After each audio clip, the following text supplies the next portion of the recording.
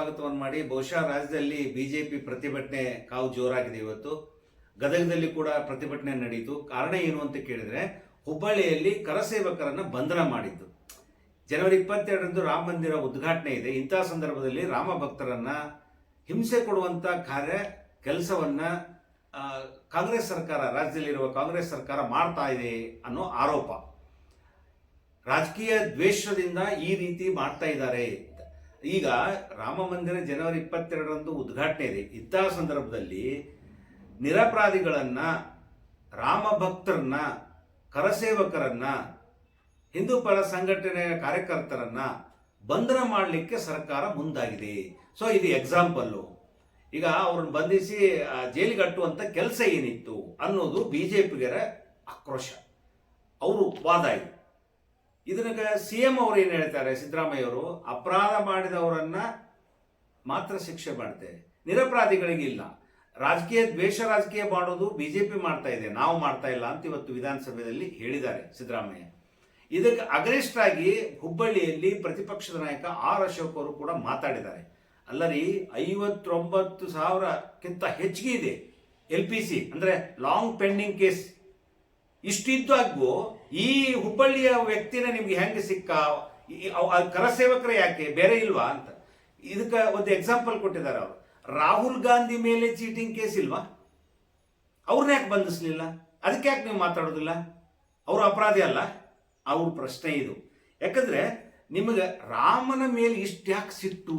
ಇನ್ನೊಂದು ಪ್ರಶ್ನೆ, ಯಾಕೆ ಇಷ್ಟು ನಿಮಗೆ ಸಿಟ್ಟು ಎದ್ದಿದೆ ಕಾಂಗ್ರೆಸ್ಸಿಗರಿಗೆ? ರಾಮ ಭಕ್ತರನ್ನ ಹಿಡ್ಕೊಂಡು ಹೋಗುದು ಕ್ರಿಮಿನಲ್ ಅಂತ ಹೇಳೋದು, ಆಮೇಲೆ ಕರಸೇವಕರು, ಅದು 32-35 ವರ್ಷದ ಕೇಸು ಈಗ ಓಪನ್ ಮಾಡದ.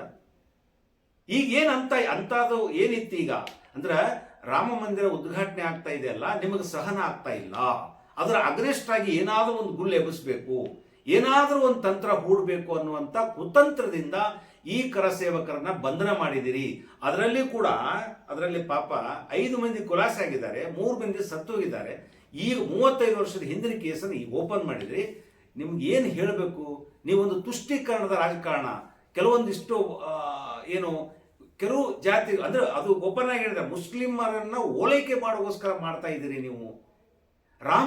ರಾಮನ ಭಕ್ತರು ಅಂತ ಹೇಳ್ತೀರಿ, ಬಾಯಲ್ಲಿ ಹೇಳೋದು ರಾಮ ರಾಮ, ಮಾಡೋದೆಲ್ಲ ಕೆಲಸ ಬೇರೆ ಬೇರೆ ನೀವು.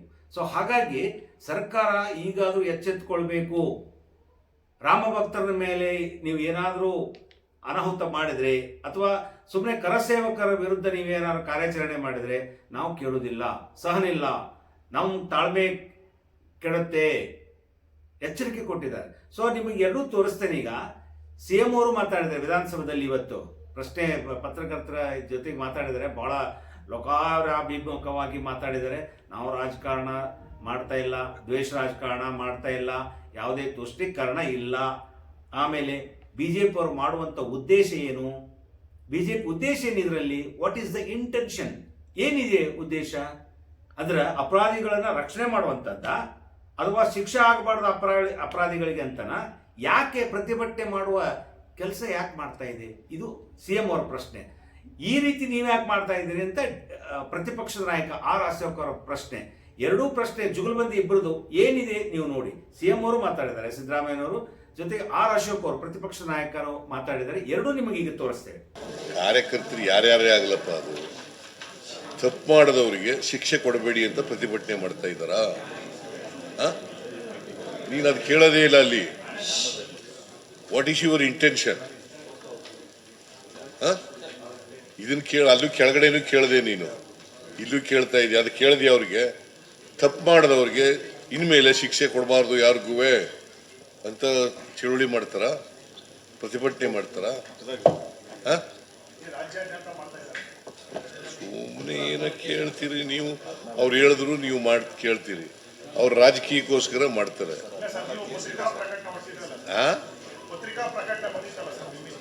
ಏನಂತ? ಮಾಡ್ಲಿ ಬಿಡಪ್ಪ, ರಾಜಕೀಯಕ್ಕೋಸ್ಕರ ಹೋರಾಟ ಮಾಡ್ತಾರೆ. ನಾವು ದ್ವೇಷದ ರಾಜಕಾರಣ ಮಾಡಲ್ಲ. ನೆನ್ನೆನೂ ಕೂಡ ಮೇಡ್ ಇಟ್ ವೆರಿ ಕ್ಲಿಯರ್, ದ್ವೇಷದ ರಾಜಕಾರಣ ಮಾಡಲ್ಲ. ಅಪರಾಧ ಮಾಡಿದವರು ಮಾತ್ರ ಅವ್ರ ಮೇಲೆ ಕ್ರಮ ತಗೋತೀವಿ ಅಷ್ಟೇ. ಅಪರಾಧ ಮಾಡಿದ್ರೆ ಗೊತ್ತಾಯ್ತಾ? ನಿರಪರಾಧಿಗಳಿಗೆ ಯಾರ ಮೇಲೂ ಕ್ರಮ ತಗೊಳ್ಳಲ್ಲ.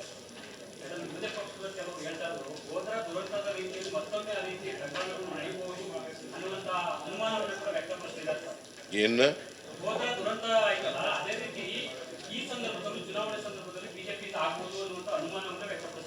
ಯಾರು ಅನುಮಾನಗಳು ತಾನೆ ಸರ್, ಅನುಮಾನಗಳಿಗೆಲ್ಲ ಉತ್ತರ ಕೊಡಲ್ಲ ಸರ್. BK ಹರಿಪ್ರಸಾದ್ ಹೇಳಿರೋದು ಅನುಮಾನಗಳಿಗೆ ಉತ್ತರ ಕೊಟ್ಟರೆ ಪ್ರಯೋಜನ ಇಲ್ಲ.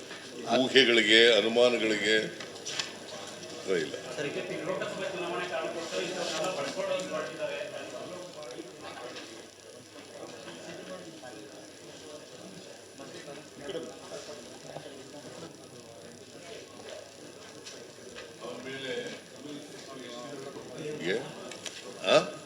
ಮತ್ತೆ ಅಂತಿಮ ಪರವಾಗಿ ಪ್ರತಿಭಟನೆ ಮಾಡಿದ್ರೆ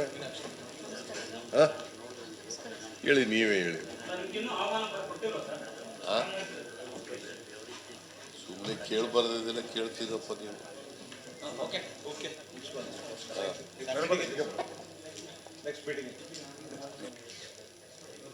ಆಯ್ತು, ನಡ್ರಿ ಈಗ ಪ್ಲೀಸ್.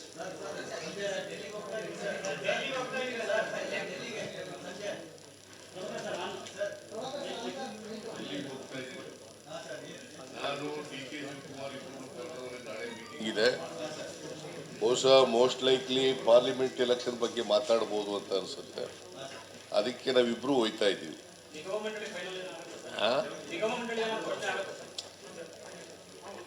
ಅದು ಕೂಡ ಮಾತಾಡ್ತೀವಿ. ನಾನು ರಾಮ ಭಕ್ತರ ಮೇಲೆ ನಡೀತಾ ಇರುವಂಥ ದೌರ್ಜನ್ಯ, ಬಂಧಿಸಿ ಜೈಲಿಗಂಟುವಂಥದ್ದು, ಅವ್ರ ಕುಟುಂಬಕ್ಕೆ ಕಿರುಕುಳ ಕೊಡುವಂಥದ್ದು, ಇಡೀ ಕರ್ನಾಟಕದಲ್ಲಿ ಎಲ್ಲೆಲ್ಲಿ ರಾಮ ಭಕ್ತರಿದ್ದಾರೆ ಅವ್ರನ್ನ ಐಡೆಂಟಿಫೈ ಮಾಡಿ ಅವ್ರ ಮೇಲೆಲ್ಲ ಕೇಸ್ಗಳಾಕಿ ಅವರನ್ನು ಜೈಲಿಗೆ ಹಾಕಬೇಕು ಅಂತ ಏನು ಹುನ್ನಾರ ಮಾಡ್ತಾ ಇದ್ದಾರೆ ಕಾಂಗ್ರೆಸ್. ವಿರುದ್ಧ ಪ್ರತಿಭಟನೆ ಮಾಡೋಕ್ಕೋಸ್ಕರ ನಾನು ಹುಬ್ಬಳ್ಳಿಗೆ ಬಂದಿದ್ದೀನಿ.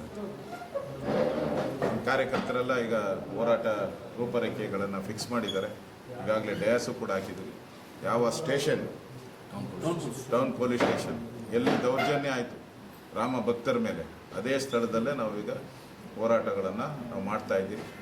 ಇಡೀ ರಾಜ್ಯದಲ್ಲಿ ಎಲ್ಲ ಜಿಲ್ಲಾ ಕೇಂದ್ರಗಳಲ್ಲಿ ಇವತ್ತು BJP ಪ್ರತಿಭಟನೆಯನ್ನು ಮಾಡ್ತಾ ಇದೆ. ಇವತ್ತು ನನ್ನ ಮಾಹಿತಿ ಪ್ರಕಾರ ಸುಮಾರು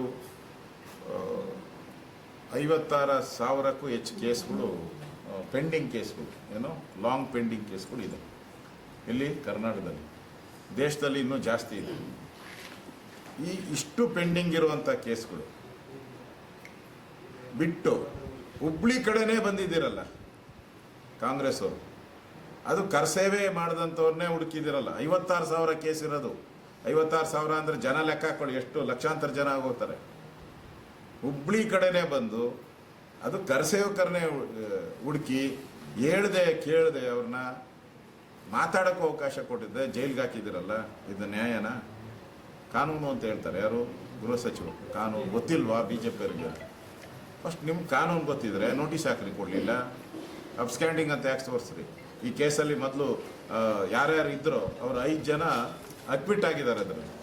ಅದರಲ್ಲಿ ಜಡ್ಜ್ಮೆಂಟ್ ಬರೆದಿದ್ದಾರೆ. ಏನಂತ ಅಂತಂದರೆ ಇವರು ಅಲ್ಲಿದ್ದಕ್ಕೆ ದಾಖಲೆನೇ ಇಲ್ಲ. ಈ ಕೇಸಲ್ಲಿ ಏನು ಫಿಟ್ ಮಾಡಿದ್ದೀರಾ ಅವ್ರು ಇದ್ರು ಅನ್ನೋದಕ್ಕೆ ದಾಖಲೆನೇ ಇಲ್ಲ, ಅದರಿಂದ ಇದನ್ನು ಅಡ್ಮಿಟ್ ಮಾಡಿದ್ದೀರಿ, ಆದರೆ ವಜಾ ಮಾಡಿದ್ದೀನಿ ಅಂತೇಳಿ ಮಾಡಿದ್ದಾರೆ. ಅಷ್ಟಾದ ಮೇಲೂ ಕೂಡ ನೀವು ಅವ್ರನ್ನ ಏಕಾಏಕಿ ಬಂಧಿಸಿ ಜೈಲಿಗಡ್ತೀರಲ್ಲ. ರಾಮನ ಮೇಲೆ ಎಷ್ಟು ಕೋಪ ಇರಬೇಕು ನಿಮಗೆ? ರಾಮ ಮಂದಿರದ ಮೇಲೆ ಎಷ್ಟು ಕೋಪ ಬರಬೇಕು? ರಾಮ ಅಲ್ಲಿ ಅಯೋಧ್ಯೆ ಕೇಸ್ ನಡೆಯುವಂಥ ಸಂದರ್ಭದಲ್ಲಿ, ಕಾಂಗ್ರೆಸ್ ಅಧಿಕಾರದಲ್ಲಿದ್ದಂಥ ಸಂದರ್ಭದಲ್ಲಿ ಕೇಂದ್ರದಲ್ಲಿ ಒಂದು ಅಫಿಡವಿಟ್ ಹಾಕ್ತಾರೆ, ರಾಮ ಕಾಲ್ಪನಿಕ, ರಾಮಾಯಣ ನಡೆದಿರೋದಕ್ಕೆ ದಾಖಲೆಗಳಿಲ್ಲ ರಾಮಾಯಣ. ಇನ್ನೊಬ್ಬ ಕಾಂಗ್ರೆಸ್ ನಾಯಕ ಕೇಳಿದ್ದ, ರಾಮ ಹುಟ್ಟಿದ್ಕೆ ಬರ್ತ್ ಸರ್ಟಿಫಿಕೇಟ್ ಇದೆಯಾ ಅಂತ. ಬಂದಿತ್ತು, ನೀವೇ ಮಾಧ್ಯಮದೆಲ್ಲ ಹೇಳಿದ್ರಿ, ಬರ್ತ್ ಸರ್ಟಿಫಿಕೇಟ್ ಇದೆಯಾ ಅಂತ ಕೇಳಿದ್ರಿ. ಇವತ್ತು ಕಾಂಗ್ರೆಸ್ ಶಾಸಕರು ಶ್ರೀಕಾಂತ್ ಪೂಜಾರ್ ಅವ್ರ ಮೇಲೆ 11 ಕೇಸ್ಗಳಿವೆ ಅಂತಂದು ಪ್ರಕರಣಗಳ ದಾಖಲೆ ಬಿಡುಗಡೆ ಮಾಡಿದ್ದಾರೆ. ಸಾರಾಯಿ ಮಾರಾಟ, ಮಟಕ, ಇವೆಲ್ಲ ಪ್ರಕರಣಗಳು ದಾಖಲಾಗಿವೆ ಅಂತಂದು ಅದ್ರ ಬಗ್ಗೆ ದಾಖಲೆ ಬಿಡುಗಡೆ ಮಾಡಿದ್ದಾರೆ. ಈ ಥರ ಒಬ್ಬ ಅಮಾಯಕ ವ್ಯಕ್ತಿ ಬಗ್ಗೆ ದಾಖಲೆಗಳನ್ನು ಬಿಡುಗಡೆ ಮಾಡೋಕ್ಕೆ ಮೊದಲು ರಾಹುಲ್ ಗಾಂಧಿ ಮೇಲೆ ಎಷ್ಟು ಕೇಸ್ ಇದೆ, ಎಷ್ಟು ಚೀಟಿಂಗ್ ಕೇಸ್ ಇದೆ, ಎಷ್ಟು ವರ್ಷ ಜೈಲಾಗಿದೆ, ಹೆರಾಲ್ಡ್ ಪತ್ರಿಕೆ ಹಗರಣದಲ್ಲಿ ಎಷ್ಟು ದುಡ್ಡು ನುಂಗಿದ್ದಾರೆ ಎಲ್ಲ ಬಿಡುಗಡೆ ಮಾಡಲಿ. ಅವ್ರಿಗೊಂದು ಕಾನೂನಾ? ರಾಹುಲ್ ಗಾಂಧಿಗೊಂದು ಕಾನೂನು, ಇಲ್ಲಿ ಆಟೋ ರಿಕ್ಷಾ ಓಡಿಸೋರ್ಗೊಂದು ಕಾನೂನಾ? ನ್ಯಾಯಾಲಯ ಅಂತ ಇದೆಯಲ್ಲ, ನ್ಯಾಯಾಲಯ ತಾನೇ ಶಿಕ್ಷೆ ಕೊಡಬೇಕು. ಅವನು ಅಪರಾಧಿ ಅಂತ ಯಾವಾಗ ಆಗಬೇಕು? ಈಗ ರಾಹುಲ್ ಗಾಂಧಿ ಅಪರಾಧಿನಾಗರೆ? ರಾಹುಲ್ ಗಾಂಧಿ ಬಂಧನ ಮಾಡಿದಾಗ, ರಾಹುಲ್ ಗಾಂಧಿಯನ್ನ ಅವ್ರ ಕೇಸ್ ಆದಾಗ ಅವ್ರ ಮೇಲೆ ಇಡೀ ದೇಶ ನೀವೆಲ್ಲ ಪ್ರತಿಭಟನೆ ಮಾಡಿದ್ರಲ್ಲ, ಯಾಕೆ? ಹಣವಂತ ಅಂತ ಹೇಳ್ಬಿಟ್ಟ. ಆಟೋ ರಿಕ್ಷಾ ಡ್ರೈವರ್ ಇದ್ದಾನಲ್ಲ, ಅವನು ಬಡವ ಅಂತ ಅವನ ವಿರುದ್ಧವಾದಂಥ ಮಾತುಗಳನ್ನು, ಹೇಳಿಕೆಗಳನ್ನು, ಅವ್ರ ಮೇಲೆ ಕೇಸ್ ಇದೆ ಅಂತ ಬಿಡುಗಡೆ ಮಾಡ್ತೀರಲ್ಲ. ನಿಮ್ಮ ಮೇಲೆ ಎಷ್ಟೆಷ್ಟು ಕೇಸ್ ಇದೆ ನಿಮ್ಮ ಕಾಂಗ್ರೆಸ್ ನಾಯಕರ ಮೇಲೆ? ಹಂಗಾರೆ ಅಪರಾಧಿನ? ಹಂಗಾರೆ ಹೇಳಿ. ಈಗ ಅವರು ಏಳು ಕೇಸೋ ಏನೋ ಬಿಡುಗಡೆ ಮಾಡಿದರು, 7-8 ಗೊತ್ತಿಲ್ಲ. ಹಂಗಾರೆ ಅಪರಾಧಿ ಆದರೆ ನಿಮ್ಮ ರಾಹುಲ್ ಗಾಂಧಿನೂ ಅಪರಾಧಿನೇ. ಅದಕ್ಕೆ ನ್ಯಾಯಾಲಯ ಇದೆ, ನ್ಯಾಯಾಲಯ ತೀರ್ಮಾನವನ್ನು ಮಾಡ್ತದೆ. ಈಗ ಅವನ್ನ ಬಂಧಿಸಿರುವಂಥ ಕೇಸು ಕರಸೇವೆ, ಆ ಸಂದರ್ಭದಲ್ಲಾದಂಥ ಘಟನೆಗೆ ಬಂಧಿಸಿರೋದು. ಅದಕ್ಕೋಸ್ಕರ ನಾನು ಕೂಡ ಕರಸೇವೆಯಲ್ಲಿ ಪಾಲ್ಗೊಂಡಿದ್ದೆ, ನಾನು ಭಾಗವಹಿಸಿದ್ದೀನಿ. ಅಯೋಧ್ಯೆ ಮೂಮೆಂಟಲ್ಲಿ ನಾನು ಕೂಡ 21 ದಿನ ಉತ್ತರ ಪ್ರದೇಶದಲ್ಲಿದ್ದೆ. ಹುಡುಕಿ ಎಲ್ಲಿ ವಿಶ್ವ ಹಿಂದೂ ಪರಿಷತ್ತು, ಈ ಥರದ BJP, ಈ ಥರದವ್ರು ಹುಡುಕಿ ಕೇಸ್ ಆಗ್ತಾ ಇದ್ದೀರಲ್ಲ, ಇದು ತಪ್ಪು ಅಂತೇಳಿ 2019ರಲ್ಲಿ ಯಾಕೆ ಹಿಂಪಡಲಿಲ್ಲ ಅಂತ ಒಂದು ಮಾತು ರಾಜ್ಯ ಸರ್ಕಾರ. ನಾವು ಈ ಘಟನೆ ಏನಿದೆ ಇದು ಮುಗಿದೋದಂಥ ಘಟನೆ. 3 ಜನ ಸತ್ತೋಗಿದ್ದಾರೆ, 5 ಜನ ಆಲ್ರೆಡಿ ಕೋರ್ಟಿಂದನೇ ಡಿಸ್ಮಿಸ್ ಆಗಿದೆ, ಅವರು ಕೇಸವಾಗಿ ಡಿಸ್ಮಿಸ್ ಆಗಿದೆ. ಇದು ಮುಗಿದೋದಂಥ ಘಟನೆ, ಅವಶ್ಯಕತೆನೇ ಇರಲಿಲ್ಲ. ನಾವೇನು ಅವ್ರನ್ನ ಬಂಧಿಸಿದ್ರ ಅವ್ರನ್ನ? ಇಲ್ಲಲ್ಲ. ನೀವು ಹಂಗೆ ಸುಮ್ಮನೆ ಇರ್ಬೋದಾಯ್ತಲ್ಲ. ಲಾಂಗ್ ಪೆಂಡಿಂಗ್ ಕೇಸ್ ಅಂತಿರಲ್ಲ, long LPC long pending case ಎಷ್ಟಿದೆ ಕರ್ನಾಟಕದಲ್ಲಿ? ದೇಶದಲ್ಲಿ ಇರೋದು 1 ಲಕ್ಷ, ಕರ್ನಾಟಕದಲ್ಲಿ 69,000 ಏನೋ ಇರ್ಬೇಕು, 59,000-69,000 ಇದೆ. 69,000 ಎಲ್ಲೆಲ್ಲಿ ಬಂಧಿಸಿದ್ರ ನೀವು? ಬೆಂಗಳೂರಲ್ಲಿ 10,000 ಕೇಸ್ ಇದೆ. ಹಂಗಾರೆ 10,000 ಜನ ಜೈಲಲ್ಲಿ ಇರ್ಬೇಕಾಯ್ತಲ್ಲ. ಬೆಂಗಳೂರಲ್ಲಿ 10,000 ಜೈಲು, ಅಲ್ಲಿರೋದೇ 3,000 ಜನಕ್ಕೆ. 10,000 ಜನ ಜೈಲಲ್ಲಿ ಇಡಬೇಕಾಯ್ತು. ಯಾಕೆ ಜೈಲಲ್ಲಿ ಇಟ್ಟಿಲ್ಲ?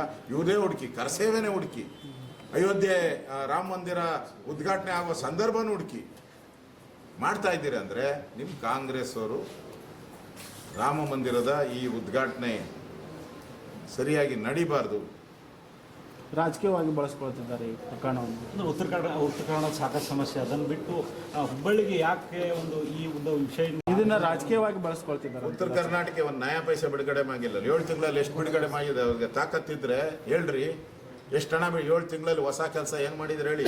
ಬರಗಾಲಕ್ಕೆ ಎಷ್ಟು ದುಡ್ಡು ಕೊಟ್ಟಿದ್ರೆ ಹೇಳ್ರಿ. ಕೇಂದ್ರ ಸರ್ಕಾರದ ಮೇಲೆ ತೋರಿಸ್ತಿರಲ್ಲ. ನಾನು ಇನ್ಚಾರ್ಜ್ ಇದ್ದ ರೆವಿನ್ಯೂ ಮಿನಿಸ್ಟರ್, ನಾನು 1 ನಯಾ ಪೈಸೆ ನಾನು ಕೇಂದ್ರದ ಹಣ ಕೇಳಿಲ್ಲ, ನಮ್ಮ ರಾಜ್ಯ ಸರ್ಕಾರದ ಹಣದಲ್ಲಿ ಬಿಡುಗಡೆ ಮಾಡಿದೆ. ಡಬಲ್ ಕೊಟ್ಟಿದ್ದೀನಿ. NDRF ರೂಲ್ಸ್ ಪ್ರಕಾರ ಏನಿದೆಯೋ 13,000 ಕೊಡಬೇಕಾಯ್ತಾಗ ನಾನು 26,000 ಕೊಟ್ಟಿದ್ದೀನಿ. ನಿಮಗೇನು ದಾಡಿ ಆಗಿದೆ ಕೊಡೋಕ್ಕೆ? ಕೇಂದ್ರ ಸರ್ಕಾರ ಎಲ್ಲ ರಾಜ್ಯಗಳಿಗೂ ಯಾವಾಗ ಬಿಡುಗಡೆ ಆಗ್ತೈತೋ, ಬರ ಒಂದೇ ರಾಜ್ಯದಲ್ಲಿ ಆಗಿಲ್ಲ, 16-17 ರಾಜ್ಯದಲ್ಲಿ ಬರ ಆಗಿದೆ. ಯಾವಾಗ ಬಿಡುಗಡೆ ಮಾಡ್ತಾರೆ ಅವಾಗ ಎಲ್ಲರಿಗೂ ಬಿಡುಗಡೆ ಮಾಡ್ತಾರೆ. ಇದು ಸ್ಪೆಷಲ್ ಆಗಿ ಎಲ್ಲರಿಗೂ ಬೇರೆ ಬೇರೆ ರಾಜ್ಯಕ್ಕೆ ಸ್ಪೆಷಲ್ ಆಗಿ ಬಿಡುಗಡೆ ಮಾಡಿದಾರ?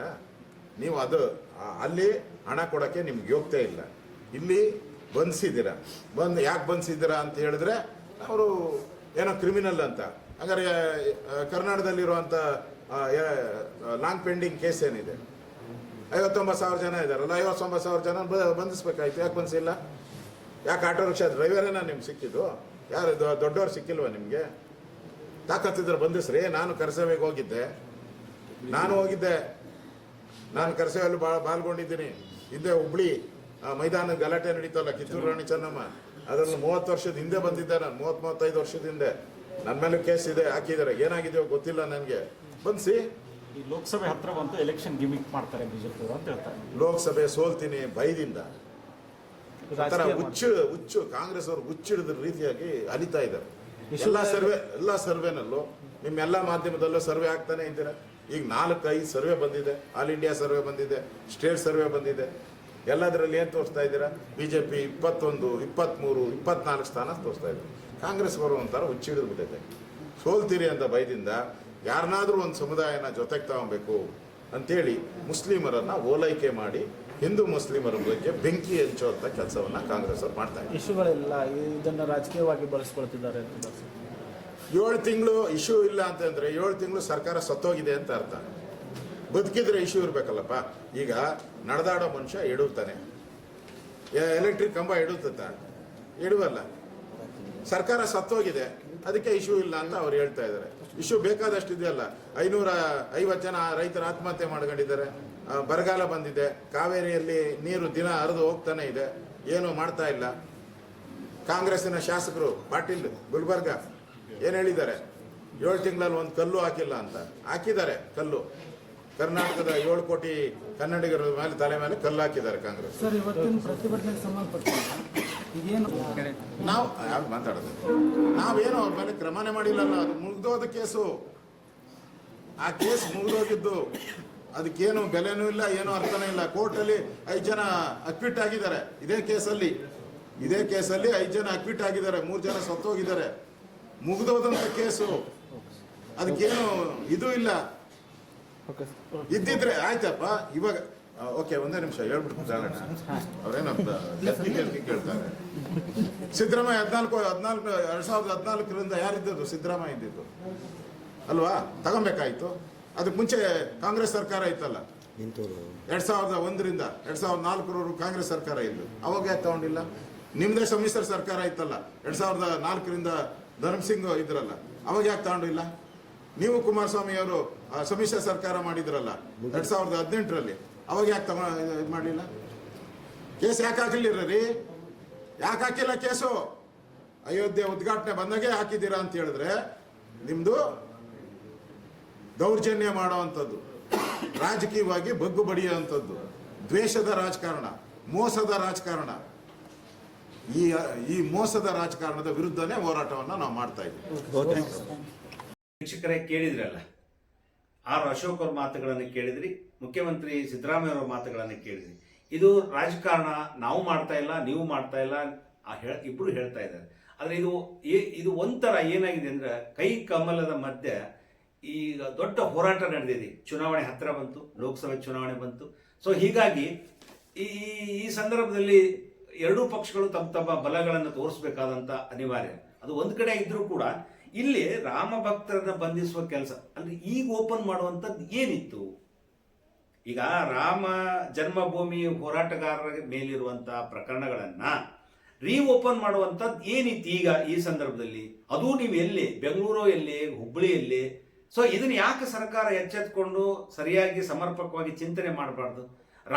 ಶ್ರೀರಾಮನ ಬಗ್ಗೆ ಮಾತಾಡುವಂಥದ್ದು ಐತಲ್ಲ, ಅದು ಸರಿನಾ?